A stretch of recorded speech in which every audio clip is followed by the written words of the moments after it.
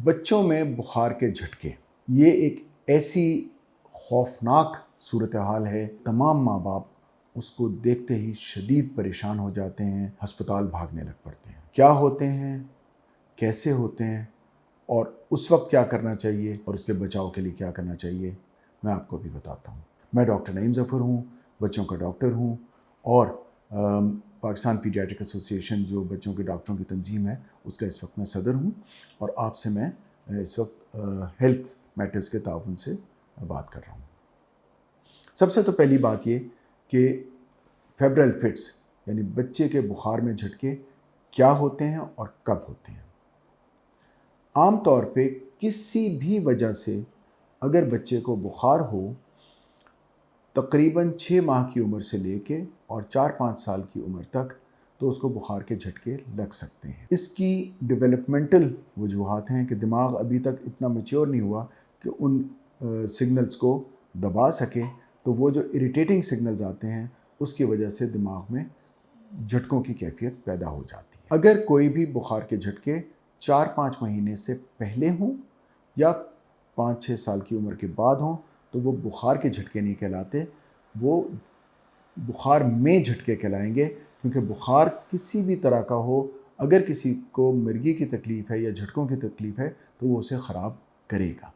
और इनफैक्ट हमारे पास जब बच्चे बुखार के झटकों के साथ आते हैं तो हमें सबसे पहले यही देखना होता है क्या ये बुखार के झटके हैं या बुखार की वजह से झटके आ रहे हैं या ऐसे झटके हैं जो बुखार ख़राब कर रहा है। बुखार के झटकों में जो 2-3 अहम बातें आपके नोट करने की हैं, वो एक तो ये उम्र है, दूसरी ये कि ये बच्चे बुखार के झटके के अलावा न्यूरोलॉजिकली बिल्कुल नॉर्मल होते हैं, जिसका मतलब ये है कि उनको कोई और बीमारी नहीं होती, ख़ास तौर पे आसाबी बीमारी कोई नहीं है, वो डिलेड माइलस्टोन्स वाले नहीं हैं, उनके सर का साइज़ ठीक है, उनको पहले से कोई झटके नहीं लग रहे हैं, उनको कोई मूवमेंट, हाथों की मूवमेंट, पैरों की मूवमेंट की तकलीफ़ नहीं है, उनको सेरेब्रल पाल्सी नहीं है, उनको कोई दिमाग में कोई पस या दिमाग में कोई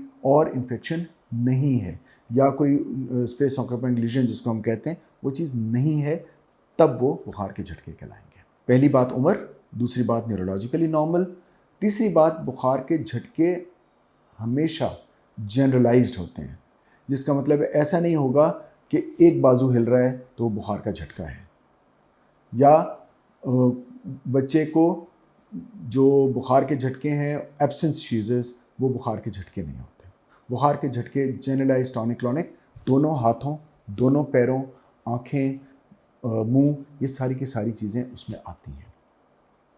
और चौथी चीज़ इनका दौरानिया, बुखार के झटके बहुत रेयर होगा कि 10 मिनट से ऊपर जाएं, आम तौर पे 1 मिनट, 2 मिनट, 3 मिनट के लिए होते हैं और उस दौरान बच्चे झटके ले रहे होते हैं। हाँ, उसके बाद बुखार के झटके के बाद बच्चे सो जाते हैं, गुनूदगी में चले जाते हैं।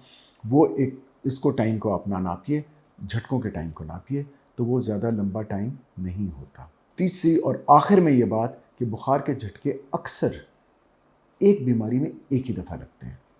अगर एक बीमारी में, या जैसे वायरस का बुखार हुआ, 2-3 दिन का बुखार है, उसमें एक ही दफ़ा लगेंगे, 2 दफ़ा नहीं होते। अगर दूसरी दफ़ा है तो कोई और वजह है। आम तौर पे 1 महीने में 2 दफ़ा से ज़्यादा नहीं होंगे, 6 महीने में 3 दफ़ा से ज़्यादा नहीं होंगे, और जिस तरह मैंने बताया 4-5 साल के बाद नहीं होंगे। सो ये हमें कुछ चीज़ें सोचने की हैं कि बुखार के झटके हैं या बुखार की वजह से झटके हैं, कोई और वजह है। सो ये चीज़ें बड़ी इंपॉर्टेंट हैं डिफ्रेंशिएट करने की। अब करना क्या है, ये तो थियोरेटिकल बातें हैं, ये आप डॉक्टर भी आपको बता देंगे, ये आपको समझने भी हैं। माँ बाप तो उस वक्त परेशान हैं, उन्होंने तो कुछ ना कुछ करना है। सबसे ज़रूरी ये है कि बच्चे के झटकों के दौरान मुंह में कोई चीज़ ना डाली जाए, ना पानी, ना कोई खुराक, ना कोई दवाई।